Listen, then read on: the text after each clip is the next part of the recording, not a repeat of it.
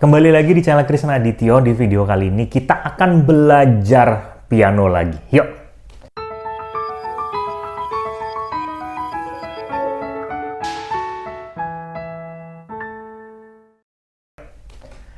Piano imtrick, kalau teman-teman yang belum tahu, artinya piano improvisation trick. Dan buat teman-teman yang belum tahu, Mas Kris ini memiliki kekurangan penglihatan ya. Kalau yang udah lama pasti tahu. Kekurangan penglihatan yang ya kalau jalan perlu dituntun gitu loh. Jadi kalau mata kanan ini hanya sekitar 5 jengkal aja, atau objek-objek besar yang terang-terang aja Mas Kris bisa lihat. Ngelihat handphone ya tulisannya harus diperbesar gitu ya. Dan per bulan Juni kemarin, pertengahan ya, awal jelang pertengahan, mata kiri Mas Kris itu tiba-tiba menggelap, jadi kehilangan penglihatan. Nama penyakitnya adalah glaukoma ya, dan ini Mas Kris glaukoma ini sudah dari kecil, sehingga Mas Kris membuat metode bagaimana cara belajar piano dengan kondisi yang Mas Kris alami ini, yang Mas Kris bisa share ke teman-teman semua. Makanya kalau kursus di Krisna Adityo Music Course, mentornya Mas Kris cara ngajarnya berbeda dengan mentor-mentor yang lain. Walaupun Mas Kris juga menyediakan mentor khusus yang sesuai dengan kalau teman-teman yang mau kursus yang seperti umumnya gitulah ya. Nah, singkat cerita, bulan Juni kemarin itu Mas Kris menjalani pengobatan mata karena matanya tinggal satu. Dan mata yang tinggal satu ini, mata kanan ini ternyata mengalami penurunan juga selama 3 minggu itu. Mas Kris konsumsi obat cukup banyak karena dikasih sama dokternya juga banyak ya teman-teman. Ya intinya dari video yang terakhir Mas Kris upload dan video ini rilis, itu adalah tempat fightnya Mas Kris, dan sekarang Mas Kris masih fight dengan yang namanya tekanan bola mata. Glaukoma itu kalau tekanan bola matanya tinggi bisa mengakibatkan kebutaan.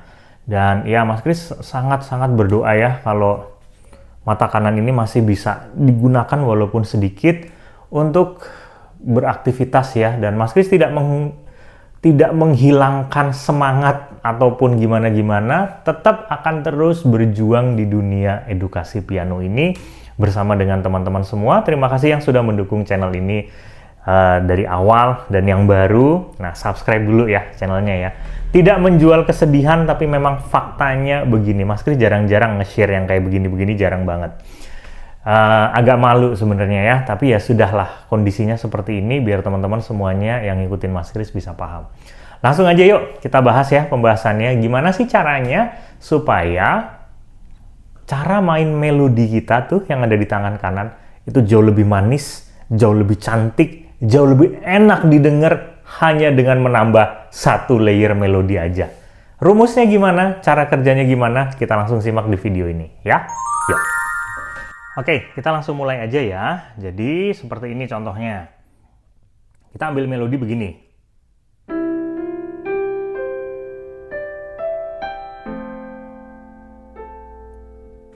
Tuh ya melodinya.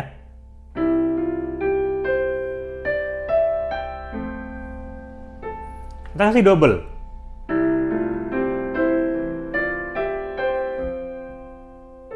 Nah, ada berbeda ya nuansanya. Contoh lagi.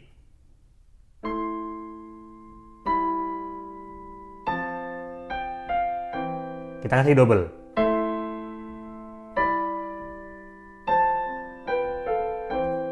Nah,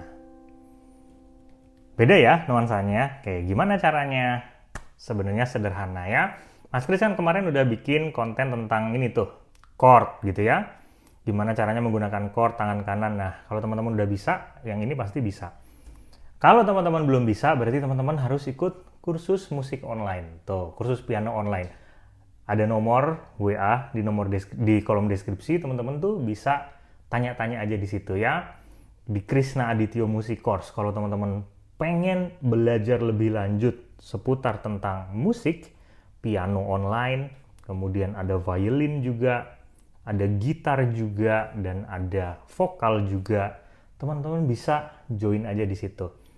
Tanya-tanya aja di situ, karena di sini tidak ada batasan usia, dan juga belajarnya jadwalnya bisa fleksibel, dan bisa sampai malam, teman-teman. Oke, lanjut ya. Rumusnya seperti apa sih sebenarnya double itu? Yang terpenting, nomor satu, rumus terpenting adalah melodi dasarnya, melodi utamanya itu harus berada di garis tertinggi, di posisi tertinggi. Ya, sehingga dampingan double-nya itu harus berada di bawah dari melodi utamanya itu. Kalau melodinya misalnya seperti ini. Do, si. Nah, ini do harus di double bawahnya. Kalau do-nya di double sama atasnya, nah, kedengarannya bukan do. Kedengarannya adalah nada yang ada di atasnya itu. Jadi intinya seperti itu. Itu yang pertama. Yang kedua, rumus dari double itu, dia memiliki selisih nada dari melodi utama ke layer keduanya. Selisihnya itu bisa 4 nada dan bisa 3 nada.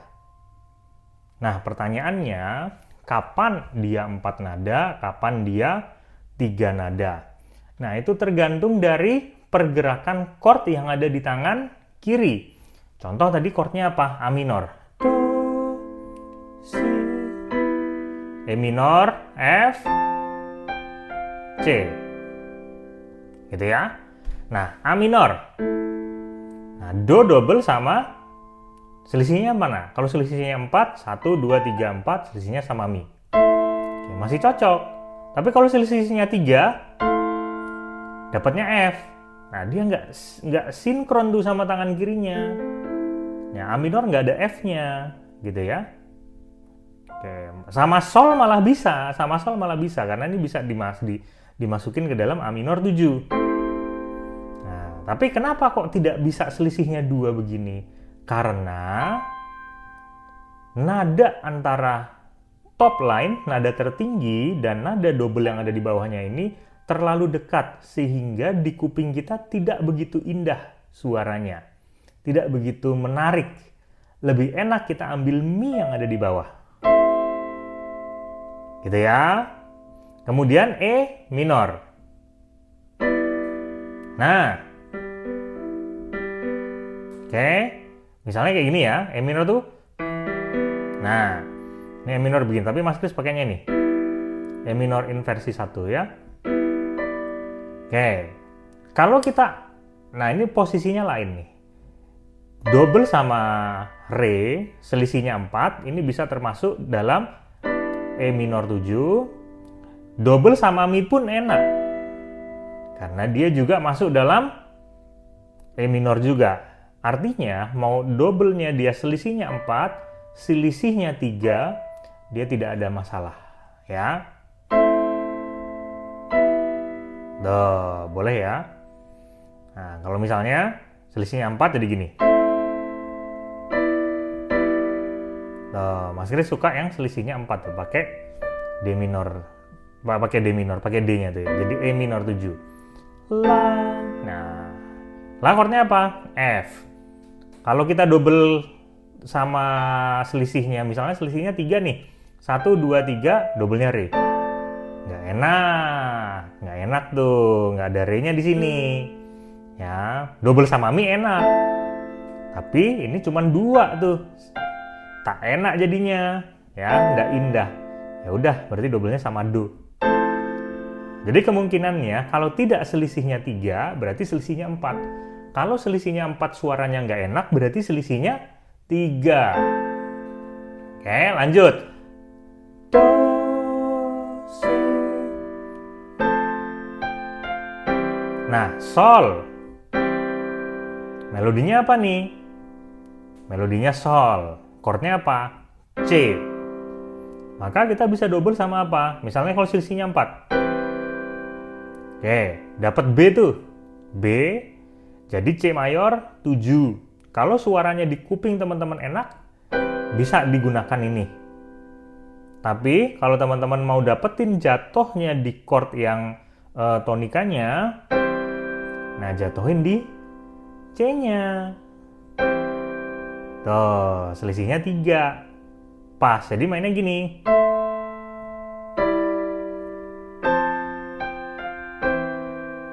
Tuh. Sambung D minor. Fa, mi, fa.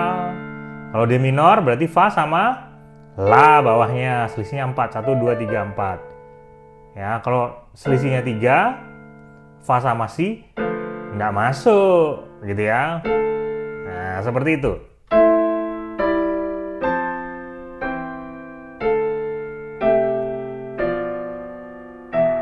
Nah, kalau kita masuk ke misalnya nih, ini chord E mayor. E mayor itu tidak ada G-nya di sini. Nggak bisa, ya kan? Artinya apa? Kita bisa ambil, ini selisihnya berapa? 1, 2, 3, 4. Selisihnya 4 tidak enak, selisihnya 3 tidak enak. Karena di sini ada hitam-hitamnya, maka kita bisa ambil tengahnya. Nah, kayak gitu.